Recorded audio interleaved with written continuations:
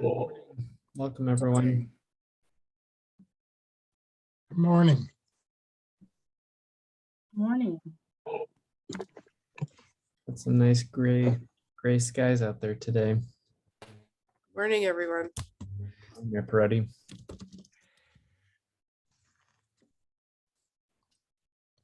Landon, I hope you, I meant to mention, I did reach out to MTD. They said they would be contacting you. Oh, that's great. Yeah. Thank So you so Hillary much. Blackerby and Jerry Estrada. So I let Okay. them. I just didn't follow up with you. Sorry. No, it's all good. I know how many things you have going on. Yeah, that's great. We'd heard from some contacts down in Orange County that they'd had some success doing some trafficking prevention campaigns with their bus transit authorities down there. So Good. start something similar here.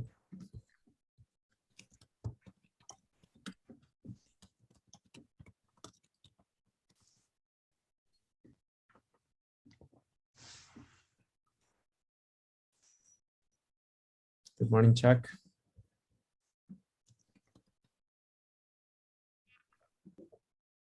Hi, Paul. Good morning. Hi, Chuck. Good morning. Hey, Big Ed. I need to get you a hat, a Goleta hat. I promised you a hat. Ooh, I have to figure out how to get it to you. you haven't promised me a What? hat.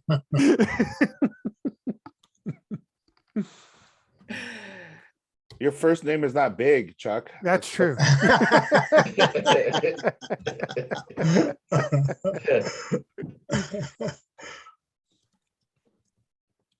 Thank you.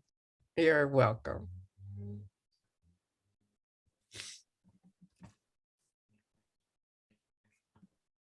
This is a community concerns meeting day, so we'll give everyone a couple more minutes to join.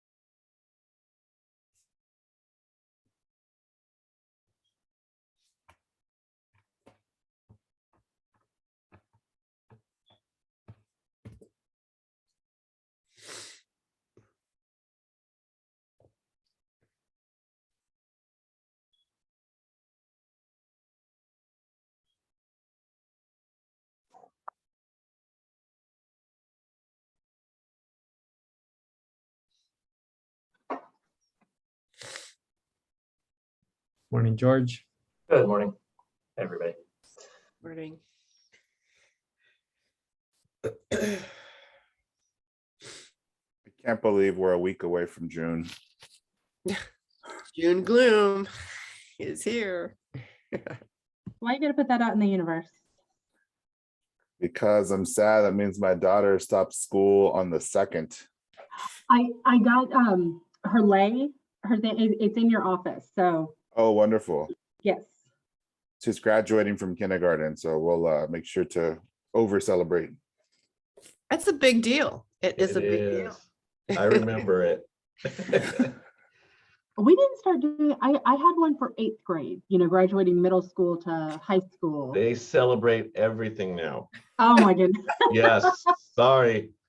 They celebrate everything. They do. Yep. All right, everyone, why don't we go ahead and dive in? Since this week is our monthly community concerns meeting, let's do a quick round of introductions. Since we're a small group, we'll just popcorn. So I'm Landon Rank. I'm the administrative manager for SB Act, and I will popcorn to Mayor Perotti. Mayor Paula Perotti, City of Goleta. I'll go Great. next. Good morning, Jaime Valdez, City of Goleta Neighborhood Services Director. I'll go next. I'm Paul Medell, Public Works Maintenance Division. I'm a manager. I'm George Thompson, the city's Parks and Open Space Manager. Shanna Dawson, Management Analyst in Neighborhood Services. Chuck Flax, I'm a consultant working with the city of Goleta on homelessness issues. Ed Wesson, Case Manager, CityNet.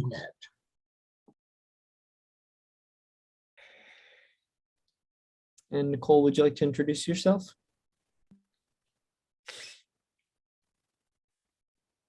Me? Yes. Oh, hi. I'm a community member in the city of Goleta. Great. Thanks for being with us. And Thank Lupe. you. I think Oh, you're Lupe, muted. you're Lupe. muted. Yes, I was muted. Lupe Valdez with Union Pacific Railroad. It's Monday. It is. Good That to was see you. I will say that was the most efficient popcorn name introductions that I've ever been on in a Zoom call. So great job, Goleta. So we'll just start. This is partly for our community members to be aware of. We are working on a response directory that we'll be publishing hopefully in the next month or so. And this will be a 2 or 3 page document that has listings of all the different actions that you can take if you see different kinds of things happening. If you see an encampment, here's who you should call, here's what you should say, here's the response time you should expect. If you see a trash pile, if you see an individual experiencing a mental health crisis, all the different actions you should take and what kind of follow-up you can expect with that. Shanna, do you have any updates with that response directory at this moment? So I've actually got it pulled up right here. If you'll let me, I can share my screen.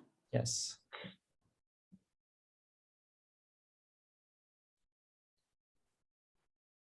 Can everyone see this? Yes. Sorry. Okay.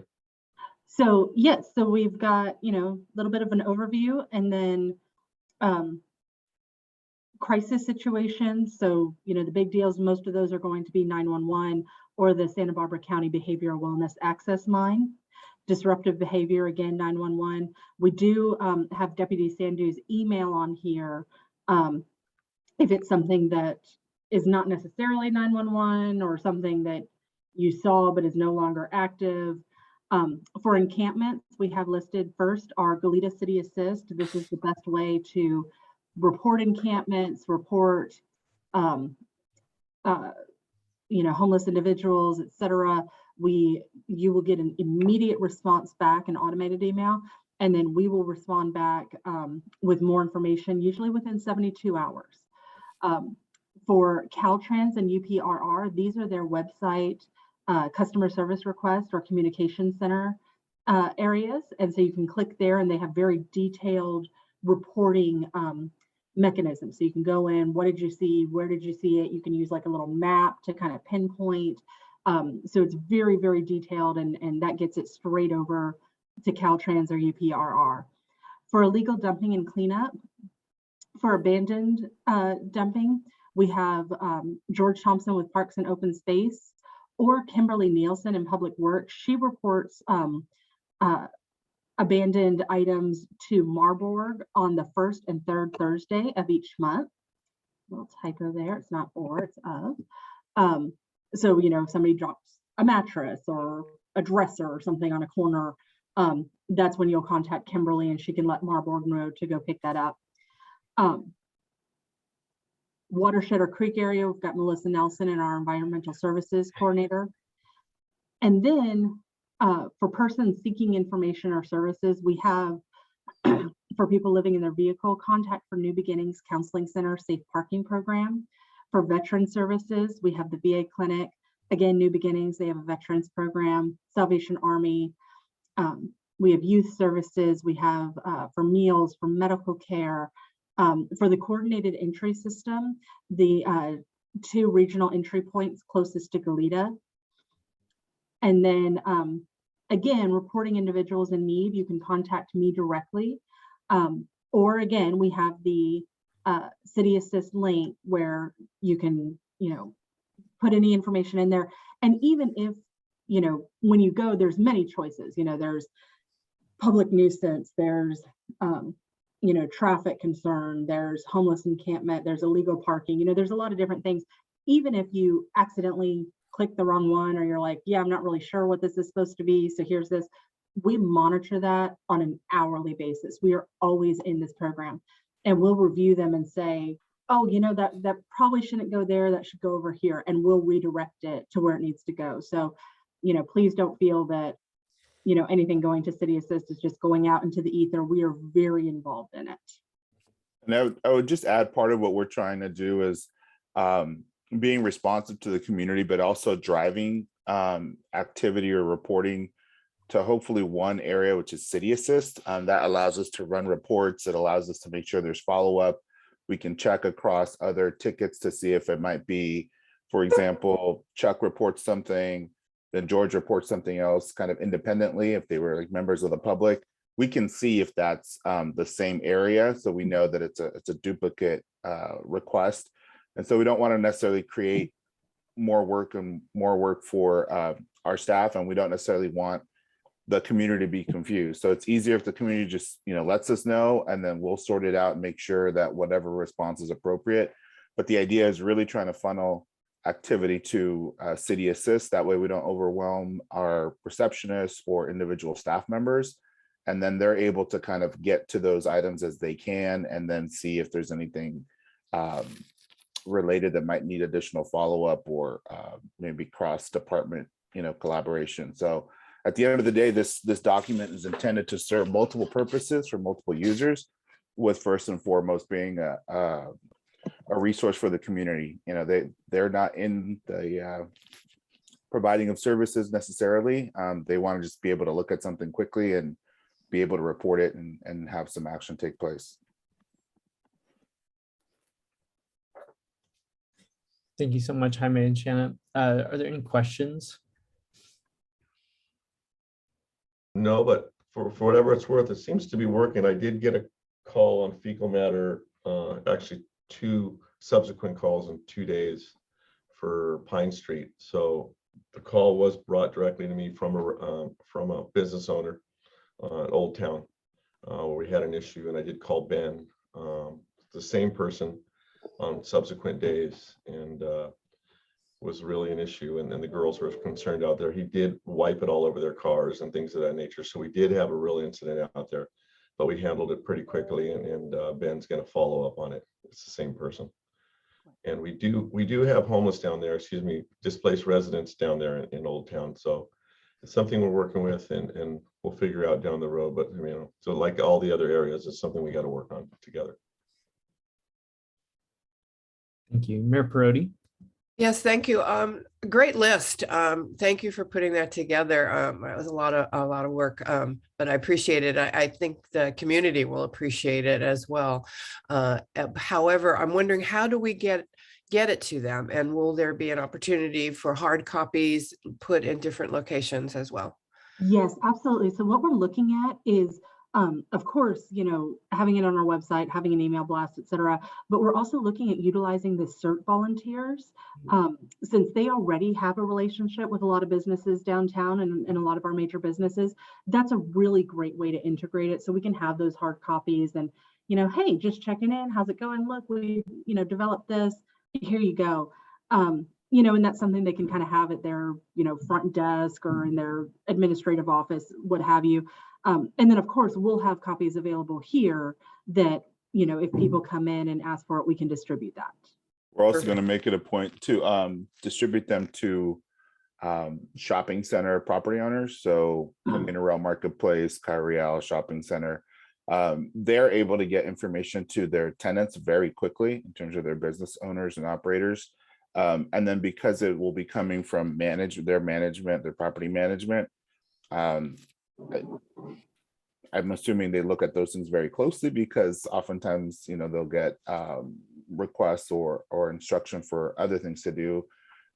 Not to say that people don't love to get correspondence from the city of Goleta, but maybe sometimes those things end up in a certain circular file. And so this way, hopefully there'll be a little bit more willingness to pay attention to it. I mean, obviously it's designed to be a resource, but we understand that businesses get a lot of correspondence, and many times they just, it's not immediately, serving their need for whatever reason, they may just toss it, they may think it's informational.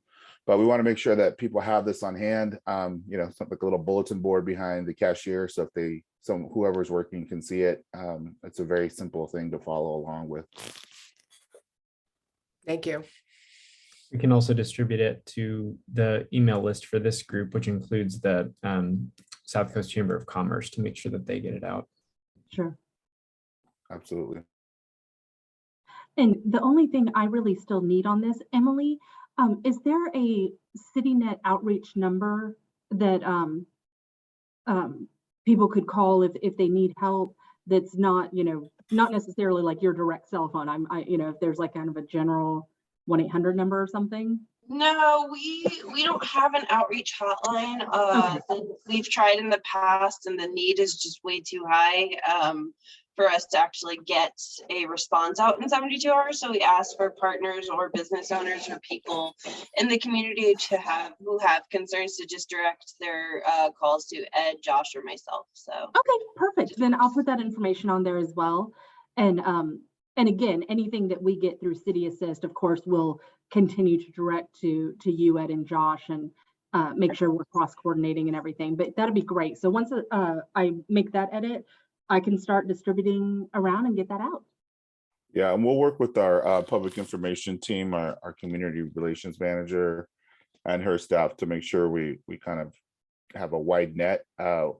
We obviously spent a fair amount of time putting this together, so we want it to be something that's used. And then ultimately, we just want it to be easy for the end user, right? They just look at it, okay. They don't necessarily have a map of the city and where it starts and stops, but generally, if we can get them to City Assist, then half the battle is won right there, just to make sure we're tracking it, and then we can make sure it gets the appropriate person. That's great. Hi, May Shanna. Thank you so much for all your work on that. Of course. And yeah, hopefully we'll start seeing more and more reports flowing in. So. All right, so let's keep moving. Let's check in with CityNet. If you can give us just an update from outreach.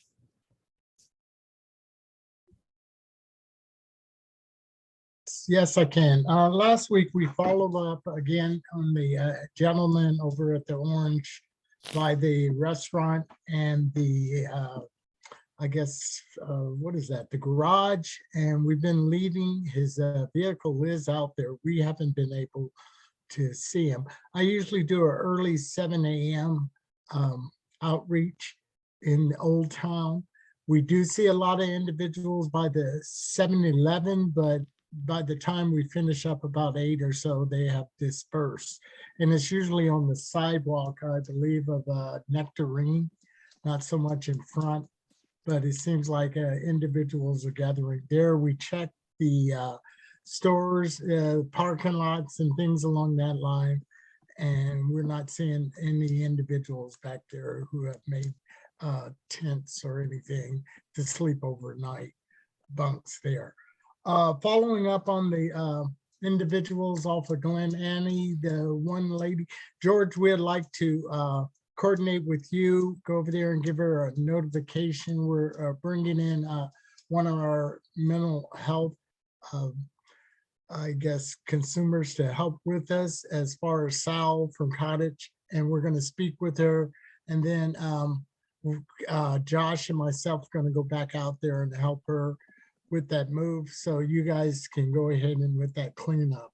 But we'd like to give her notice and to follow up on that. And as far as the individual over by the mobile station, I will follow up with him today and or tomorrow and see if he's willing to work with us. He was one of the originals across the street, and we did have a hotel designated for him. We'll see if he's still open to that. Right now, he's just been in a zone where no contact is at that time, but we'll follow up and see where that's going. On a good note, we have one individual that we were able from the Goleta project to have a reunification with family, and we were able to get him to his sister in Jacksonville, Florida. So he's back there, and that's doing good for him. And let me see, we've been going out to Goleta Beach. So I don't know the correct term, but we can walk through there again now for a while. So we've been walking over to the encampment, and the one lady is beginning to work with us. So we're going to see what we can do to get some more services to get her ready. Hey, Ed, this is George. Yes. Hey, morning.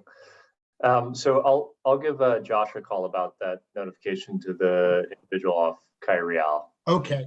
Coordinated time there. And then I just wanted to follow up on one other site that is Stork and Hollister up by the SE substation there. It's west of Stork. Yeah, north of Hollister. Yeah, we've been there a couple of times. What's really nice is the individuals that live there. They've been very much helpful with us as far as contacting, and we've been through there. The one individual, when we did our walkthrough, didn't want nothing to do with us, and we gave out some of our cards to the individuals who live there at the apartment complexes and stuff, Yeah, and this they site were is great. following up with Even them better as than far the as others, that. and it's free. Hey, Polly, you're not on mute. There you go. Thanks. That's great, Ed. So it sounds like we're making a little bit of progress on that encampment or the individuals there. And then the last one is we had a recent fire out at our shared boundary at Elwood Mesa and Mercy, California. And there is an individual camping close by that fire site. And I believe Lucille Boss was going to reach out to CityNet, and I just want to make sure that's on your guys' radar. I've got the specific location. Yeah, I just received an email this morning about that Okay, site, and that the team has already been out there. So that's good. Okay, excellent. Yeah, and then also just in terms of the city of Goleta benefiting from the county. We just hired 2 new county outreach workers that are going to be working the city of Goleta and the unincorporated area of Isla Vista. So you'll be having 2 new CityNet case managers just for your region on top of the service that Ed and Josh are providing for the city. So exciting news, and we're still hiring for the region. So if anyone has anyone who's interested in helping the cause and providing outreach, we'll be having 2 new positions open towards the summer. So put your feelers out for us. That'd be great. That's great news. And then since Lupe is here representing UP, we still are seeing a lot of activity as you drive southbound 101 in the UP corridor, particularly Elwood Station Road area. Again, the La Patera, South La Patera area are 2 big hotspots. Okay. I will get that report over. I know La Patera was one that we missed when we did the cleanup, and in Goleta, we did a whole stretch about a few weeks ago now. But I know folks move around, and having been out there myself, I know sometimes folks move before we get there or come back, one or the other after we clean or clear. So so I will get that to staff. Elwood Station seems to be a magnet for whatever reason. It's a real magnet. They've vandalized there's a chain link fence there, and we need to fortify that fence, but they vandalized it several times to cut through to it looks like take shortcuts to where they're going back and forth. So I know we've had several repairs that we've done out there as well on that fence. Yeah, I think the issue is that it's so tucked away at the very, very end. Off the beaten path. Yeah, and it's kind of surrounded. I believe there's a mobile home park. Yes. Right by there, as well as some industrial properties. So the industrial properties don't get used very much, so there's not a lot of presence there. And if the mobile home park is mostly kind of insular, so once folks get in, they're not necessarily seeing the frontage as much. So I think that's become a hiding spot or a place that's not so well. You can't visually see it. Yeah, you can't see it from the street. I think it's also easy access. They can shoot across the street at Hollister and head their way down to the beach through Elwood Beach Drive and Matilda area where there's an access also. So it's kind of hidden out of the way, yet close enough to town where they can do what they need to do. Right. Got it. And then I just wanted to check in. I think we had talked with SoCal Gas, Lupe, and we determined that the South La Patera, most of the debris pile, I'll call it, and is actually on a remnant SoCal Gas parcel. And I think we brought this up with them, and the issue was access. So they're trying to access it from the Caltrans right away, from the portion what would be southbound 101 versus trying to traverse, the railroad tracks, which we've instructed them that's 100% not safe. Not the safe, right? And if they're going to do it, they're going to need to have Flag protection. and then coordinate with UPRR. So, Right. Indirectly, we just said work from the Caltrans site because they have more of a presence and it's safer. But yeah, we're just the pile continues to grow and then it'll get trimmed back down. Caltrans has been out there and trimmed some of the vegetation and the trees to try to make it a better opening to be able to access the site. Okay. But I think we just need to keep pushing on SoCal Gas because they're kind of like, we're not in this business. We don't know what to do. And we're like, well, None of us were in this business. right. It's all become our business. Yeah. And so, I mean, for us as well, right? I mean, we don't control either of these sites, but, we're getting the inquiries and the complaints from the community. So we have to push on our partners to find a way to address these issues. Okay.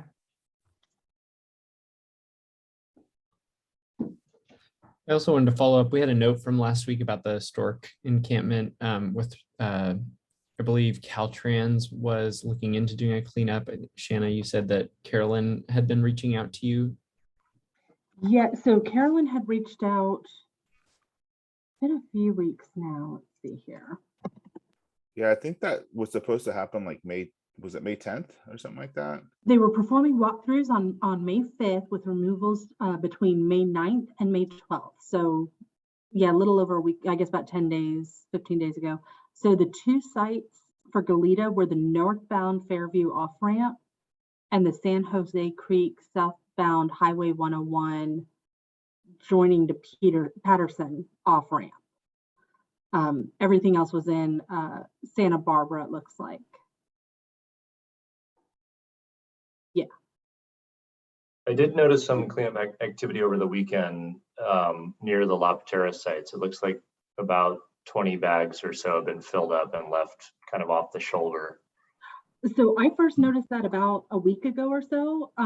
So I'm sending an email out to Alfred Lang and just, hey, how often are y'all coming and picking up those bags? Also, right before the Patterson off-ramp, I noticed a bag there too. I've never seen an encampment over there, so I don't know who dropped that off or what the reasoning for that was. But yes, I saw that yesterday, so I'll reach out to Alfred and see when those will get picked up. Yeah. Those, do you think they're potentially adopt a highway bags in some of those? If they're random? They might be, because usually Caltrans gives out orange bags. And these were white. These are white. So they're probably the adopt a highway program. Okay. If they're single or one or two or three, they're probably the adopt a highway where they pick up trash in their respective areas.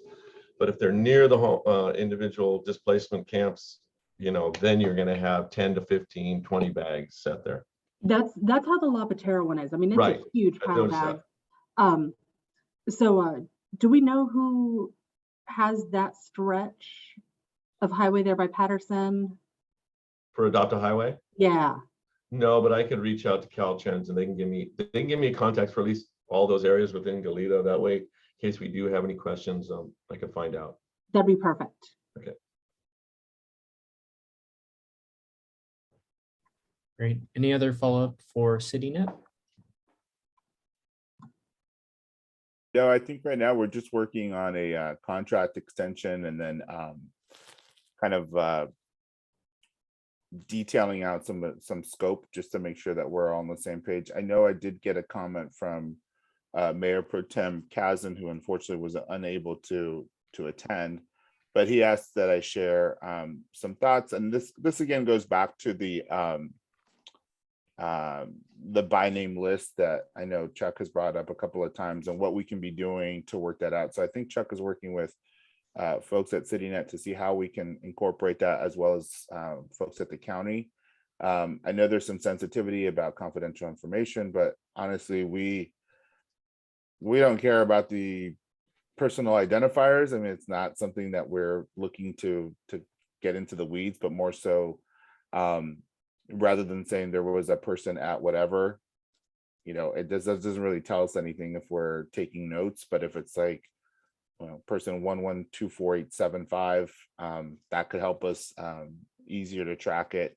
The other things is, he had brought up one of the big goals of the SB contract and CityNet was to try to reduce by 50. That's the magic number of individuals and encampments, particularly in the fire-prone areas. So I'm just relaying this information, so I'm reading it as I'm saying it. And so part of what we want to do is, as much as for this group, we're seeing some progress, we want to be able to quantify that progress and have a narrative for that progress, so that as we return back to City Council or to our Homeless Issues Committee, we have something a little bit more concrete, rather than more of the qualitative talk, something more quantitative. And then really he's been very thankful for the progress that has been made. I know we reported, I think 2 weeks ago at the Elected Leaders Forum. And the reason I'm sharing this for this group is I don't know how much we covered it before, but there's a lot of I think a lot of momentum right now. Again, we kind of have these ebbs and flows where, we think we're doing well, and then all of a sudden we feel like we're kind of backtracking. So I think right now we're again on an upswing. And I think it's important to keep that in mind, because we're again approaching fire season, and we don't want to be caught in a position like where we have more public safety challenges than we need, if we can avoid them. So Lupe, I'm so glad to see you on the call, and I'm hoping as you're able to, and we want to continue to push. I know we have some reports out there about George, you can remind me, but I think it was over by the Los Carneros housing development village at Los Carneros with a I don't even know what it's called, but like some sort of tube or pipe that goes underneath, and if how that's been looking. Like a culvert, yeah, like a water, it's a water, not culvert, but I had heard of that as well. I think the other question I have, and maybe not for this call, but probably Jaime, you and I should talk about how is the effort the county is doing with their grant program? How is that all going to be coordinated? Because I still need to work through that issue with the county on their grant in terms of homeless along transportation corridors, which for Caltrans and for the cities, it's much easier than for UP because of active railroad tracks. So I have to really, while we want to participate, I have to make sure contractors are safe, especially in this area. I mean, I got folks in California, I still get a fatality every 24 to 48 hours. And I know some of them are homeless. I know some of them are mental. I know some of them are drug.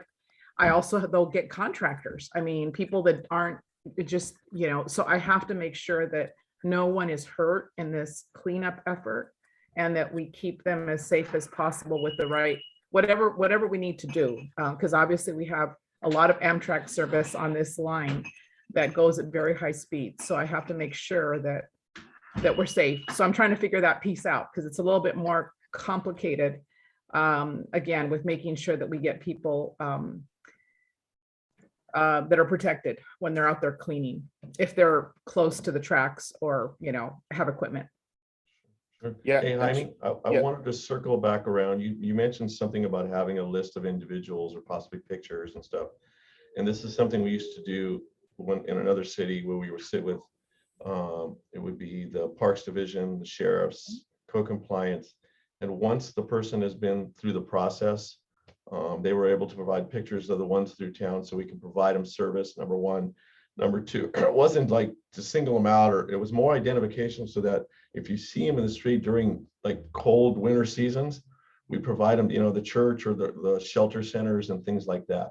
And it was all about that. So I think maybe Ben Sandu can, if he was here, he can mention something like that. But once I think they were processed, they would hand out pictures to all of us, say, hey, this person's in town. We're trying to get them service. We're trying to get them back with family and things like that.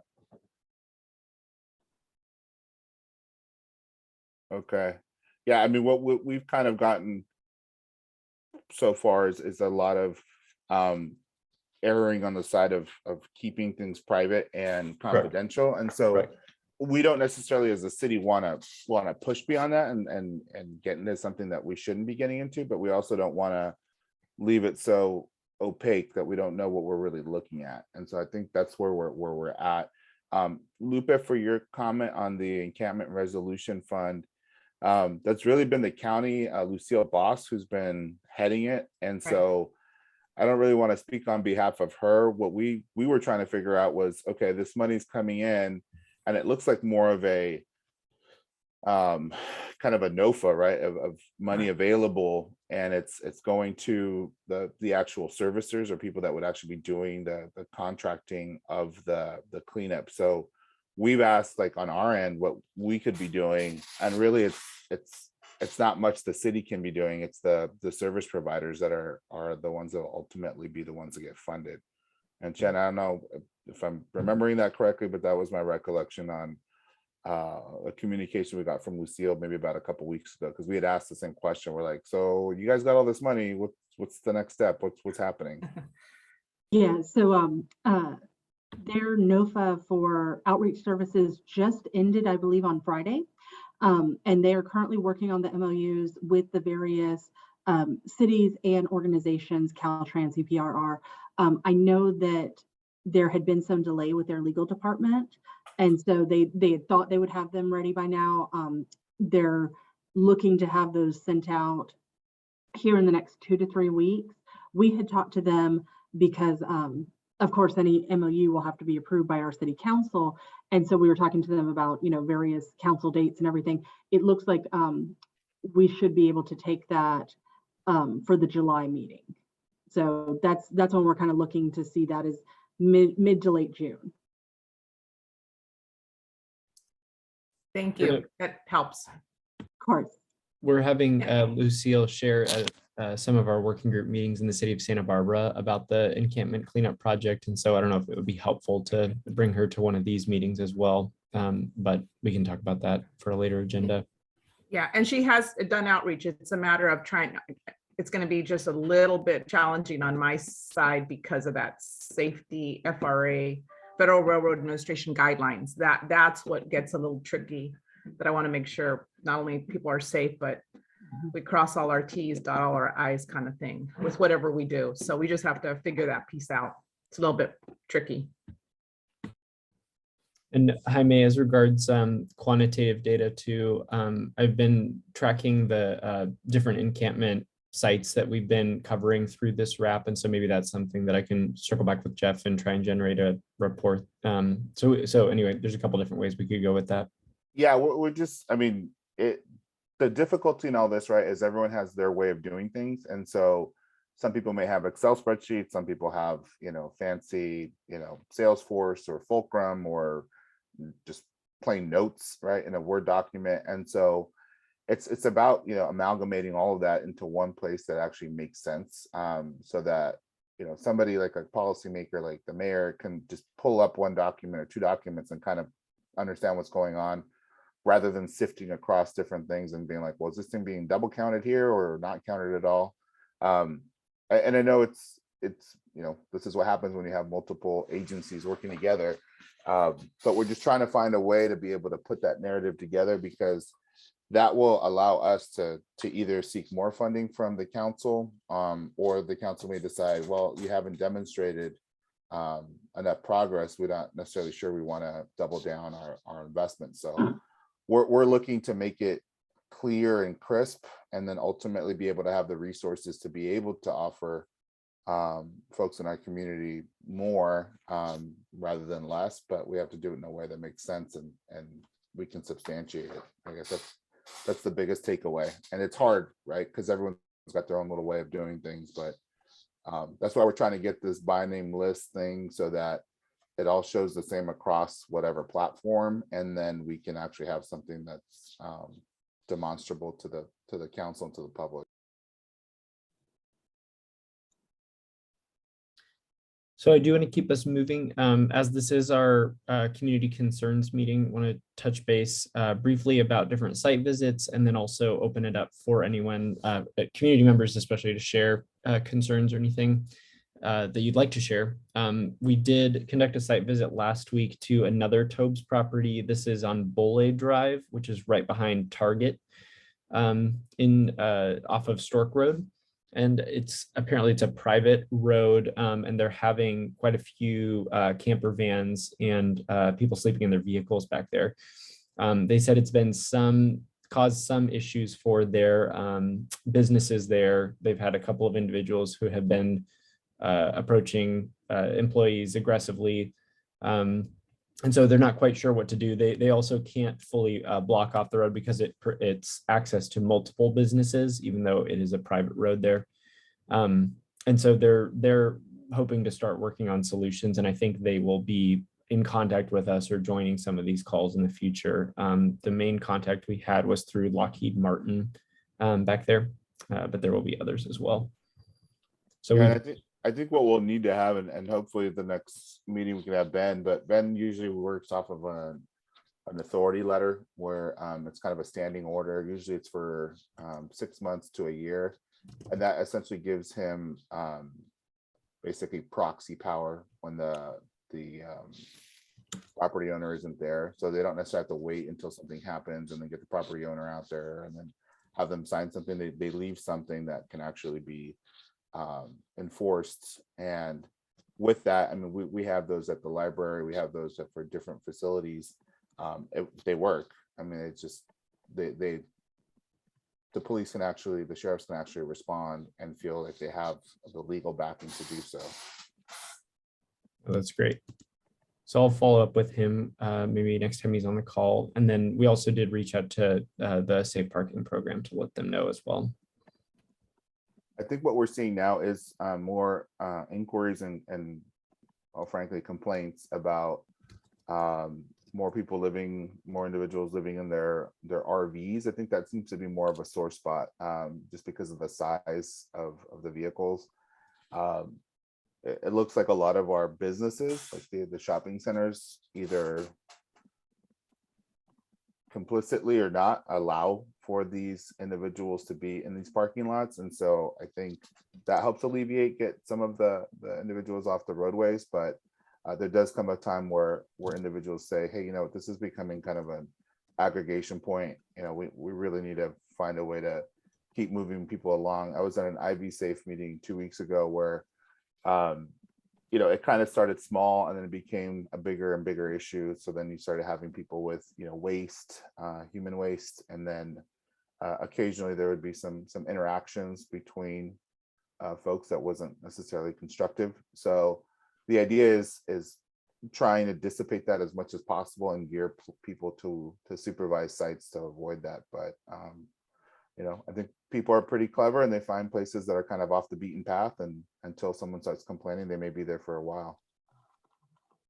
Chuck. Yeah, I wanted to report on the vehicle issue, Jaime. Santa Barbara actually has a really strong nationally recognized program called Safe Parking. It's through New Beginnings Counseling Center, and they currently have a contract with the city of Goleta. So some of the people that are living in parking lots are actually being well coordinated with the safe parking program. They're generally not the people who are causing problems to business owners, and in fact, business owners that are familiar with the program and have worked with the program heartily endorse it. And they minimize the impact by only putting a couple of people in a parking lot at a time. And then they have roving case management and security and porta potties and things like that, you know, that would take care of sanitation issues. And the goal is to get those people either somewhere, into another location where they have community ties or into permanent housing. So I've reached out to, I think it's time for Safe Parking to give another update to this group and possibly to the council. So I've reached out to Cassie Roach, and we should be hearing from them soon. Yeah, and no, I totally agree. I mean, Yeah. it's a national model, and what I'm referring to is some of the parking lots like at Target and at the Kyle Real Shopping Center, where I know it's the Topes Group. I know those aren't sanctioned safe parking spots. Right.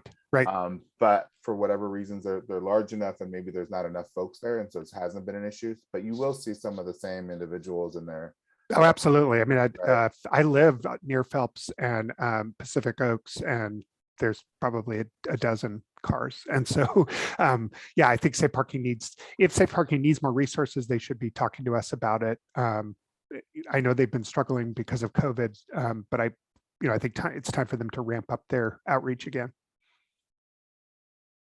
Thanks, Chuck. Mayor Perotti. Well, Chuck, that's exactly what the question I was going to ask is how are we doing? I'm very familiar with the safe route or safe parking program, safe routes to schools. I'm back in the day. So yeah, it's absolutely a very successful program. And my question was also, we could probably use an update from them and the capacity. How are they doing with the capacity to handle and sites in Goleta? Do they need more sites? It's always been a question I've come up with and asked. So good point. Thank you for bringing that up. That was all I had. Thank you. And Chuck, maybe I'll circle back with you. If they are able to present in this group, that would be great. I'd love to add that to an agenda. Nicole, I don't want to put you on the spot, but since you're here, I'd love to hear if you had anything that you were hoping to share today. Not particularly. I appreciate you having me. This has been very informative, and you've touched on some of the areas that I've had questions about. One thing that sort of touches on this is abandoned shopping carts. I know there's a number that people can call, but I've called that number a couple of times and it doesn't seem like they're achieving their service. Do you know if they are actually servicing Goleta? Unfortunately, I think that Paul, here we go. Paul, were you able to hear that question? No, I caught the tail end of it. Sorry, go ahead. So it was about shopping carts. Okay. That there is a number that can be called to retrieve those, but it doesn't seem to be working. Do you have any information on that? Sure. So actually, it has been working. What they've been doing is, and Jaime we sent some pictures out regarding Elwood Station where they've been staging them. So we're getting calls from residents. All of a sudden, 30, 40 shopping carts turn up, like at the end of Elwood Beach or Elwood Station or these other areas. And then they come pick them all up. So it seems like that is working. For whatever reason, they're staging them in certain areas, but I don't get return calls, which is odd. But Kim Nilsson says she once in a while gets a return call from them. So I think it's Cart Track.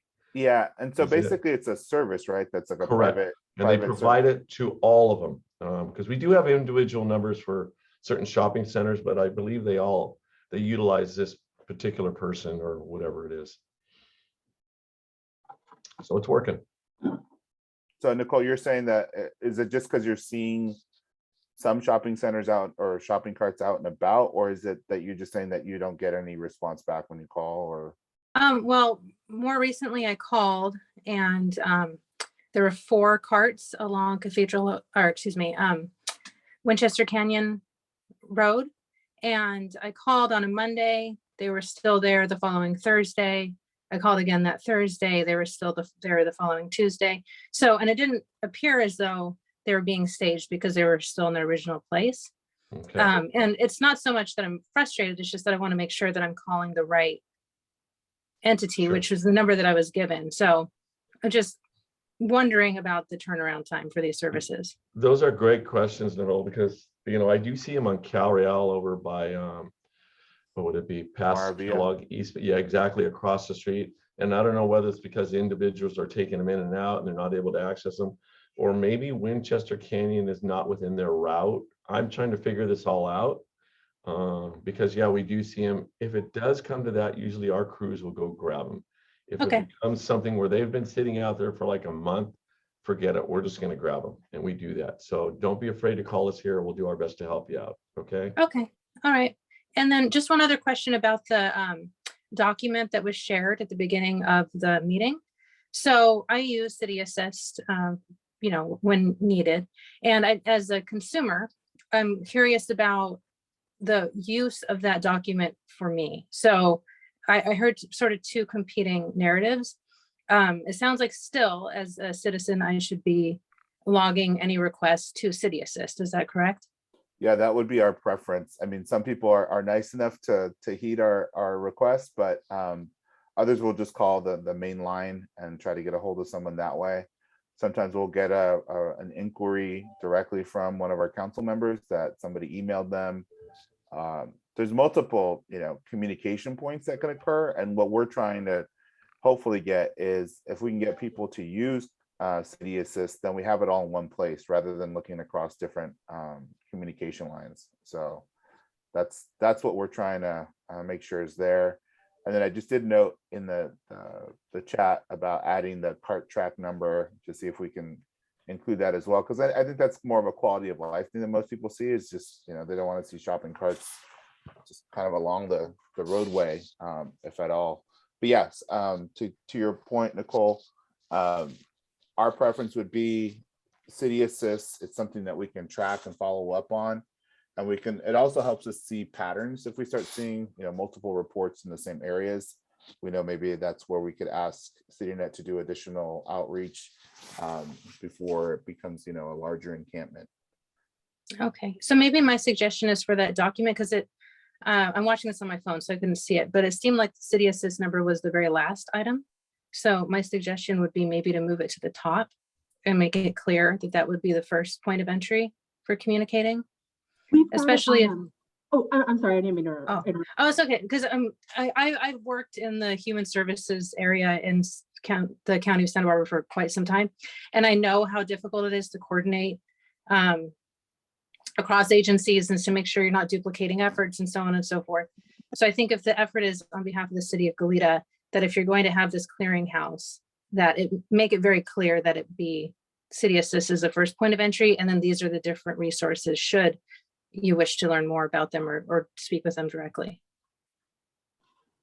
And we do have it, we've kind of got it listed in several places.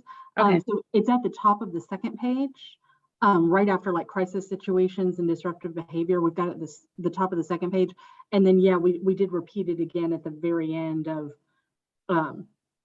figuring that, that would be a place that could pop. But yes, absolutely. We can make a note that this is our preferred avenue of reporting. And that's good to get feedback, Nicole, from you. If someone's looking at this up front the first time, what sticks out. Well, the reason why it's kind of, I see what you're saying, a little bit of mixed messaging, because we do want people to go to City Assist for most things, but there are certain items that require immediate response. And we want to make sure that whenever in doubt, if there's a safety issue, that the default is always call 911, right? Like if you see something that's dangerous, like you don't engage, if you see somebody, in a bad spot, physically, call 911. I know our community resource deputy is a very firm believer, even if you don't think it necessarily rises to that level, when in doubt, call 911, because if you don't, then it just kind of falls off and somebody will get there when they can. And by that time, it'll be too late. Okay. Well, thank you so much. And you all are doing great work. I know this is high profile and can be challenging. So I just want to commend you all for continuing your hard work. Thank you so much. Thank you very much. Serving with us, Mayor Perotti. Thank you, Nicole, for those kind words. And it is challenging, but I think this group is doing a great job. And also thank you for bringing up the shopping carts. I too live in Winchester Canyon, so I drive by those carts or walk by those carts all the time. And I've been telling neighbors that contact me, like, what should we do, to call that main number. So I'm curious to whether maybe, Paul, you might be right. Maybe we're on the western end and it might not. My husband years ago, we used to have a truck and he'd pick them up whenever he'd see them and he'd bring them back to the store, but we no longer have a truck, so we can't do that. But also I want to say that I'm pretty sure I know why those shopping carts are appearing. Apparently down the street from us, we have, and it's very successful. I don't know if it's called a halfway house or if it's sober living, or I'm not sure what it is, but I know there's a gentleman that, you know, many of them don't have cars, and he does go grocery shopping, and I've seen him with the cart, and then before he comes down the hill, he just leaves the cart. So, you know, I don't know if that's worth me mentioning something. I mean, that's his only way to get, I guess, large bags home to his house. So I just throw that out as you know, to stay in this group only, because I'm not sure he's doing all the carts, but I have seen him with taking his groceries home that way. Yeah, I'll make it on our list as well. I got it here for us to grab those. It looks like they're not picking them up, and I have a truck too, so that helps. We've been glad to do it. My husband kept him busy picking up other carts years ago. So, all right, thank you, Paul. I'm wondering if another idea might be to try to help solve these problems if we're aware of individuals like this. And I don't necessarily want to go and buy somebody their own cart, but like if it's, you know, you see people with these kind of carts when they go to the grocery store, right? They kind of roll them and they're smaller. If we spend $20, $30 on one for an individual as a, you know, kind of a way around it, and we know it's the same person over and over again.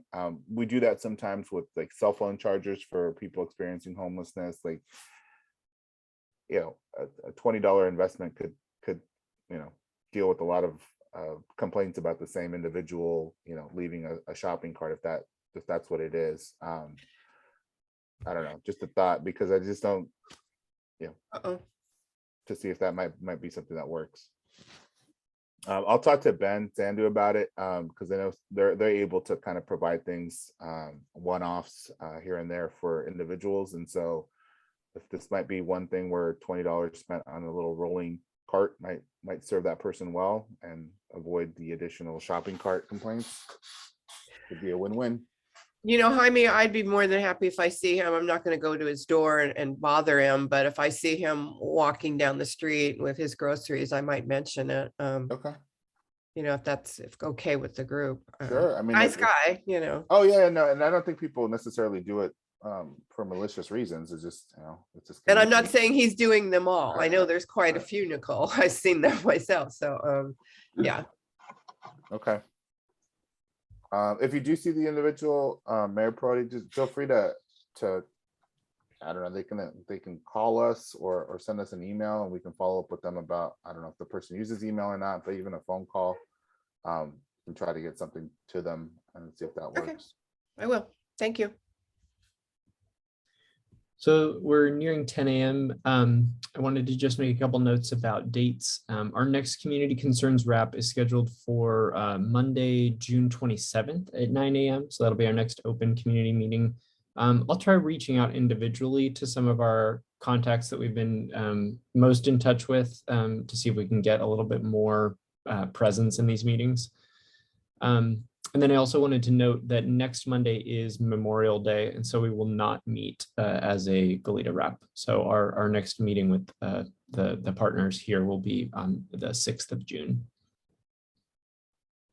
Sounds great. I think that's it. Thank you all for being with us today. Did you want to say something, Mayor Prodi?